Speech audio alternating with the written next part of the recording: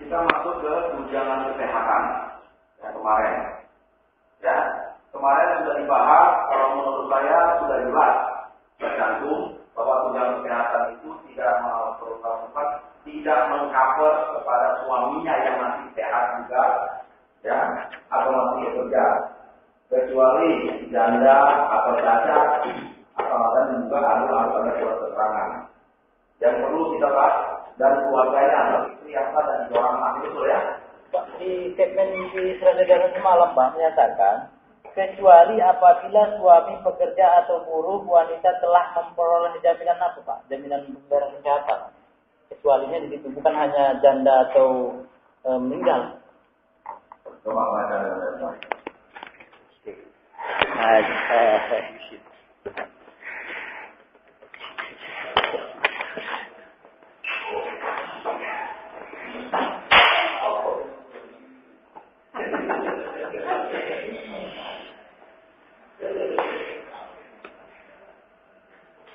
masalah pelapornya jangan bicarakan nanti yang ini. Masalah pelapornya gimana?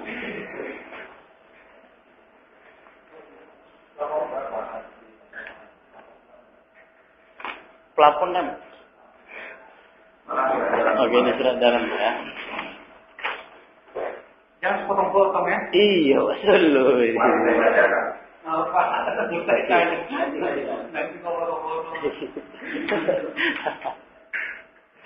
Dengan undang-undangnya nomor 7 tahun 1984 mengenai ratifikasi konvensi PBB tentang melakukan segala bentuk diskriminasi bagi wanita. Dalam pelaksanaan khusus dalam penerapan materi KKB dan perkosaan masih diupayakan dan berjalan dengan jiwa undang-undang tersebut antara lain mengenai perbedaan usia pensiun serta bantuan tunjangan biaya pengobatan dan perawatan bagi pekerja laki-laki dan wanita. Dalam hal bantuan tunjangan biaya pengobatan bagi pekerja wanita terjadi bahwa mereka diperlakukan sebagai tenaga kerja dengan status tidak nikah wajar. Menurut hal itu maka diminta perhatian saudara mengenai hal berikut.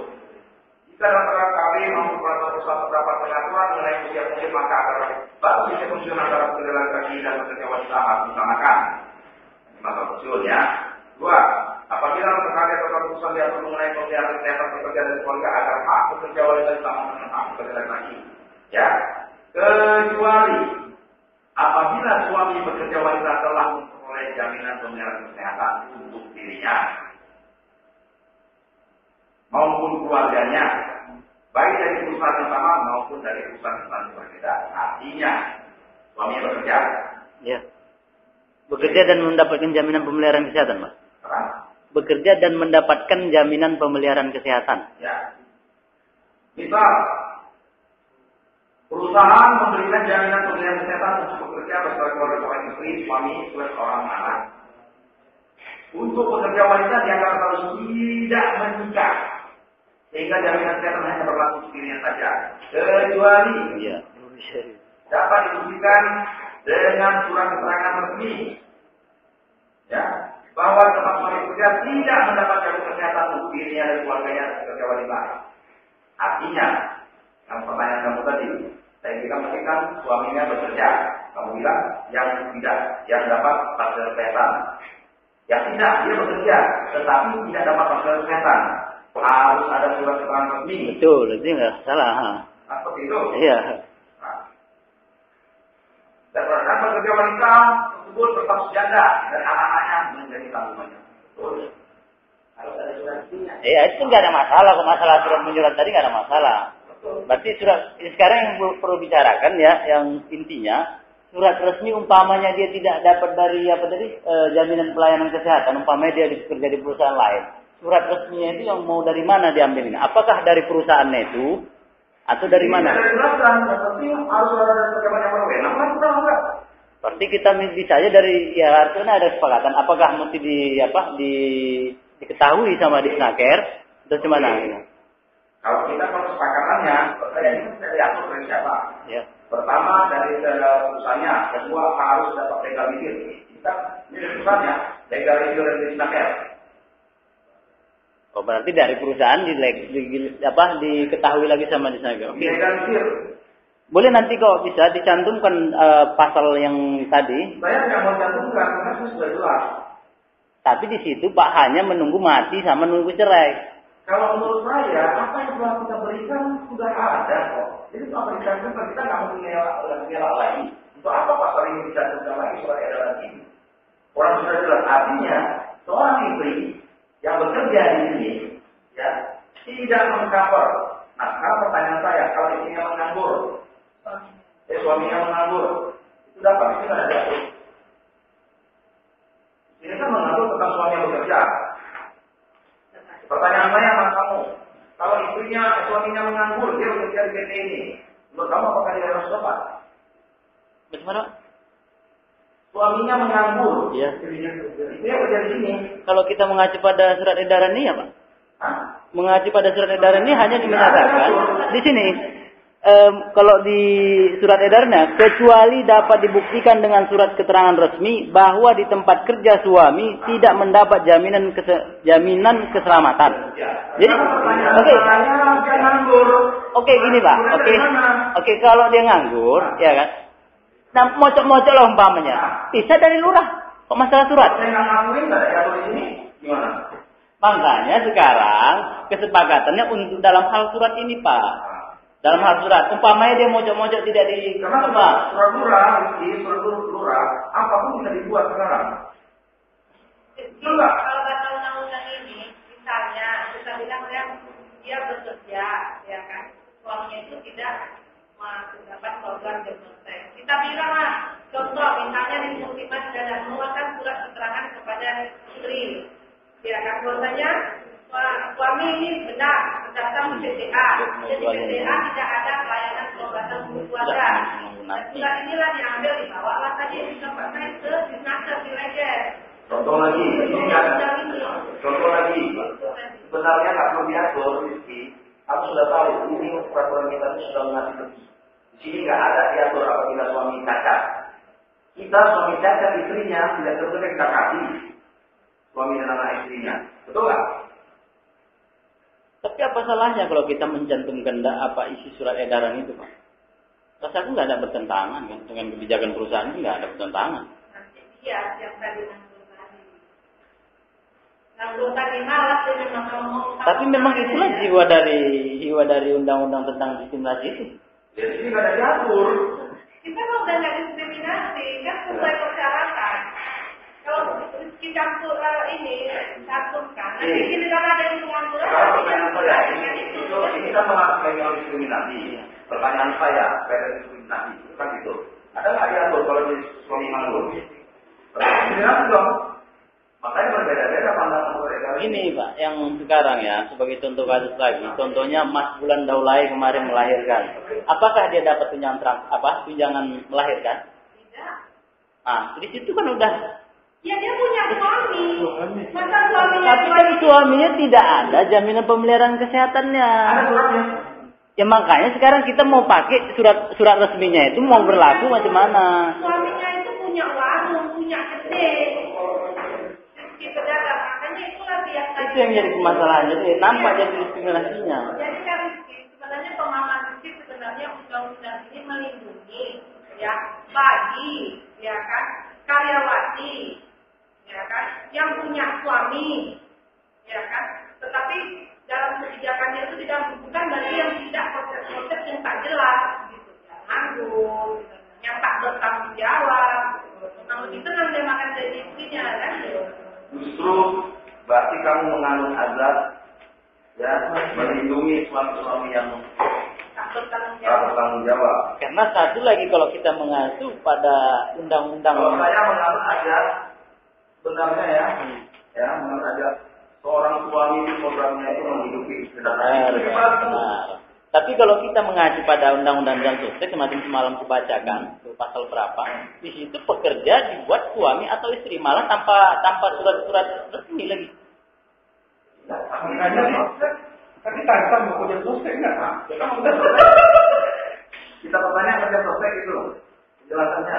Karena kalau menurut sosial ini saya nggak bisa membahasnya. Itu kalau kerja sosial ya lebih mengetahui. Posisinya Pak, kalau di jam sosial nggak jelas nanti betul.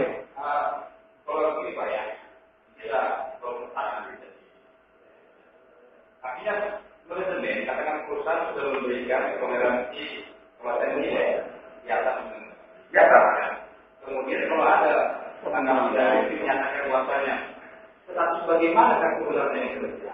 Ya. Kalau saya berpikir kalau itu dimasukkan, kita mencampuri yang mana? Mencampuri yang akan terjadi pemerintahan contoh, yang meningkatkan orang berbeda. Iya. Ya. Nah, kemudian program sosial. Sekarang program sosial untuk menjual vaksin ada. Ya. Ada. Yang menjual kabel bawah pun ada. Asalkan bisa membeli. Iya. Jadi kalau memang sebenarnya itu, apa saya katakan tadi itu ya. Nah, itu kalau dari pertanyaan, mungkin kita mencari juga untuk apa itu pertanyaan itu sudah sulit. Kemudian yang paling saya mau katakan, kalau menurut saya masih terus sebagai manajemen daripada ini. Betul.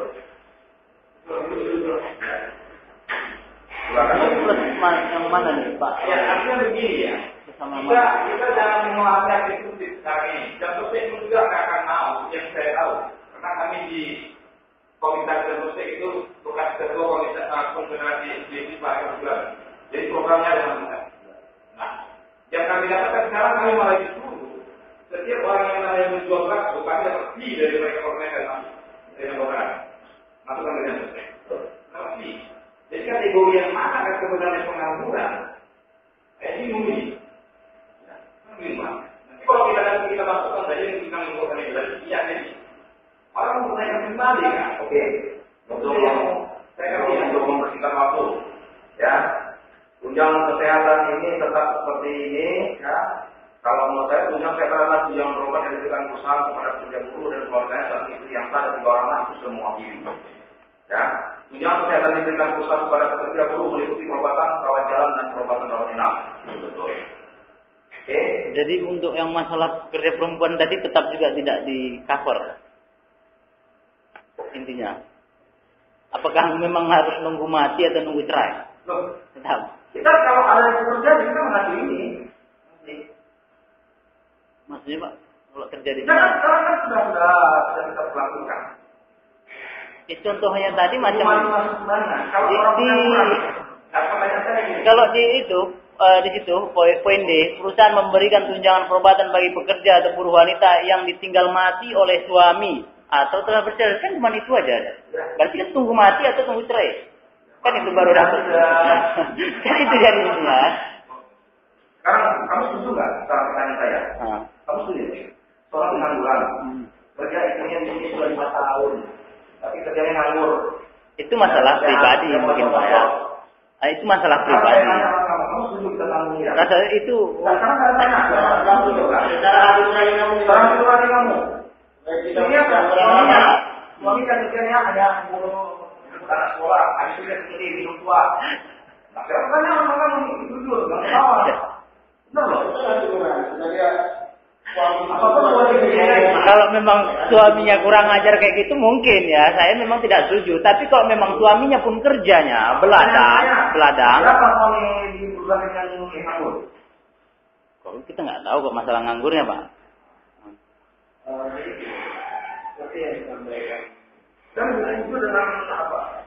Ini sebenarnya sebagai karyawan yang bisa masuk dari sosial pribadi. Aja pun bisa masuk. Kalau setahu aku Pak, kalau jam sostek itu hanya untuk karyawan atau buruh yang kalau ada perubahan lagi jarang, tapi setahu aku kalau jam sostek untuk pekerja buruh. Ya. Tanya ke saya. Ada kapan perubahannya?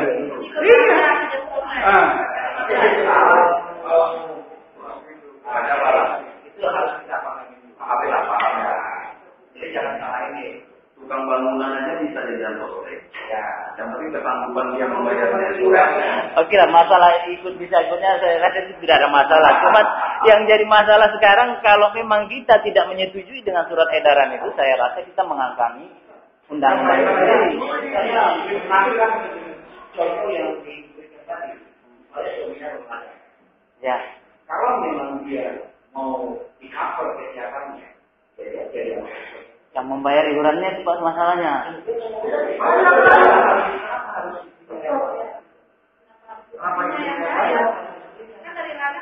sekarang kalau Atau masalah mungkin ada teman-teman Riki yang pakai nganggur. enggak gini Bu.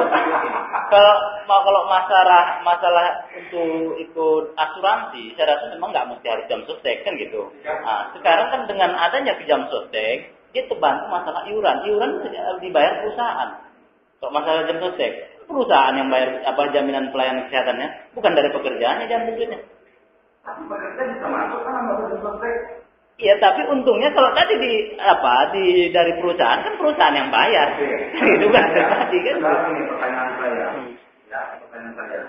Kenapa selalu kami itu mengangkat kepada perusahaan yang bayar? Karena perusahaan ini sebagai objek, sebagai apa-apa. Pertanyaan saya satu, ya. Kalau ibu suaminya nganggur, dari pertanyaan saya, 5 tahun, dia nggak kerja seperti itu. Dia kerja 5 tahun. Suaminya nganggur. Iya. Saya tanya sama kamu, pantaskah kita kasih perlindungan? Kalau memang tadi suaminya memang tukang mabukan berjudi, itu mungkin logika aku nggak setuju. Tapi kalau memang dia udah berusaha kerja tapi tidak dapat kerjaan tetap dan tidak udah masuk kerja tetap dia tapi tidak ada jaminan